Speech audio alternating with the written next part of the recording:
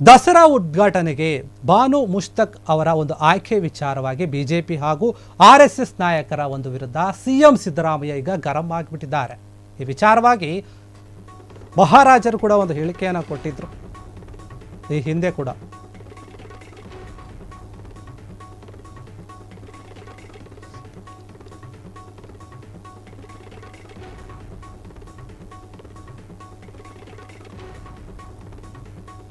ಇನ್ನೇನು ರಾಜ್ಯದಲ್ಲಿ ದಸರಾ ಹತ್ರ ಬರ್ತಾ ಇದೆ. ದಸರಾ ಹಬ್ಬವನ್ನು ಸಂಭ್ರಮಿಸೋಕೆ ಇಡೀ ಕರ್ನಾಟಕ ಮಾತ್ರ ಅಲ್ಲ, ಇಡೀ ದೇಶ ಸಜ್ಜಾಗ್ತಾ ಇದೆ.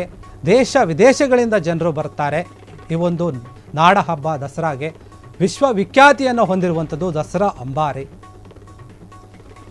ಆ ಒಂದು ದಸರಾ ಹಬ್ಬದ ಉದ್ಘಾಟನೆಯ ವಿಚಾರವಾಗಿ ಅನೇಕ ದಿನಗಳಿಂದ ವಿವಾದಗಳು ಕೇಳಿ ಬರ್ತಾನೆ ಇದೆ. ಪರ ವಿರೋಧದ ಚರ್ಚೆ ಆಗ್ತಾ ಇದೆ. ಆದ ಎಲ್ಲದಕ್ಕೂ ಕಾರಣ ಆಗಿದ್ದು ಉದ್ಘಾಟನೆಗೆ ಬಾನು ಮುಷ್ತಕ್ ಅವರನ್ನು ಆಯ್ಕೆ ಮಾಡಿರುವಂಥದ್ದು. ಯಾಕಂದರೆ ದಸರಾ ಒಂದು ದೊಡ್ಡ ಹಬ್ಬ. ಇದಕ್ಕೆ BJP ಹಾಗೂ RSS ನಾಯಕರು ಏನು ಆರೋಪವನ್ನು ಮಾಡ್ತಾ ಇದ್ರು ಬೇಡ ಅಂತ, ಅದಕ್ಕೆ ಸ್ಪಷ್ಟನೆ ಕೊಟ್ಟಿದ್ದಾರೆ. ನೋಡಿ, ಮಹಾರಾಜರು ಇಸ್ಮಾಯಿಲ್ ಅವರನ್ನು ಅಂಬಾರಿ ಮೇಲೆ ಕೂರಿಸಿದ್ರು.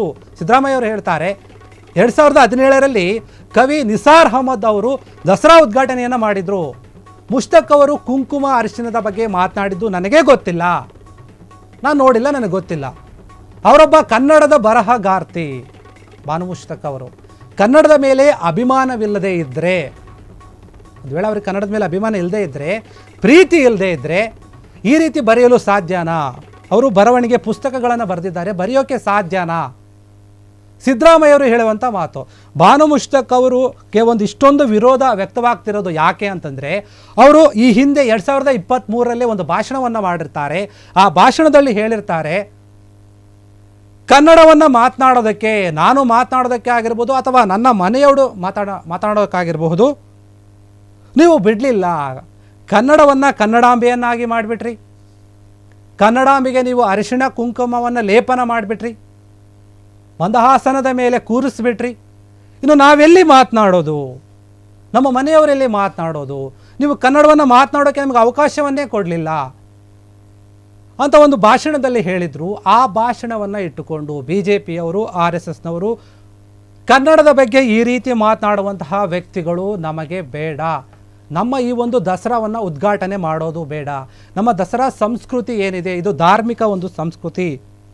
ಇದನ್ನು ಇಂಥವರು ಉದ್ಘಾಟನೆ ಮಾಡಿದರೆ ಅದಕ್ಕೆ ಇದು ಅವಮಾನ ಅನ್ನೋ ರೀತಿಯಲ್ಲಿ ವಿರೋಧವನ್ನು ವ್ಯಕ್ತಪಡಿಸಿದ್ರು. ಆದರೆ ಇದಕ್ಕೆ CM ಸಿದ್ದರಾಮಯ್ಯವರು ಪ್ರತಿಕ್ರಿಯೆಯನ್ನು ನೀಡಿದ್ದಾರೆ. ಇದಕ್ಕೆ ಸಂಬಂಧಪಟ್ಟಂತೆ ಸಿದ್ದರಾಮಯ್ಯ ಅವರು ಏನು ಹೇಳ್ತಾರೆ ನೋಡೋಣ. ದಸರಾಗಿಂತ ಮುಂಚೆ ಚಾಮುಂಡಿ ಚಲೋಗೆ ರೂಪುರೇಷೆ ಮಾಡ್ತೀವಿ, ಧರ್ಮಸ್ಥಳ ಆದ್ಮೇಲೆ ಚಾಮುಂಡಿ ಬೆಟ್ಟಕ್ಕೆ ಬರ್ತಾರೆ. ಮಾಡ್ಲಿ ಪೇಪ ಬೇಡದವ್ರು. ಮಿರ್ಜಾ ಇಸ್ಮಾಯಿಲ್ ಗೊತ್ತಾ ನಿಮ್ಗೆ?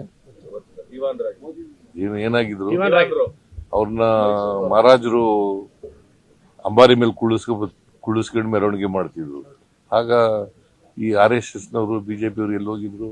ಆಯ್ತಾ, ಈಗ ನಮ್ಮ ಇವನ್ ಕೇಳಿ 2017ರಲ್ಲಿ ಇದನ್ನ ಮಾಡಿಸ್ತಾವ ನಿಸಾರ್ ಅಹಮದ್ ಕೇಳಿ. ಹಾಗೆ ಎಲ್ಲಿ ಹೋಗಿದ್ರು? ಕನ್ನಡಾಂಬೆಯ ಕುಂಕುಮದ ಬಗ್ಗೆ ಅವ್ರ ತಕರಾರು. ಕುಂಕುಮ ಅದು ಒಂದು ಬೇರೆ ಇಶ್ಯೂ.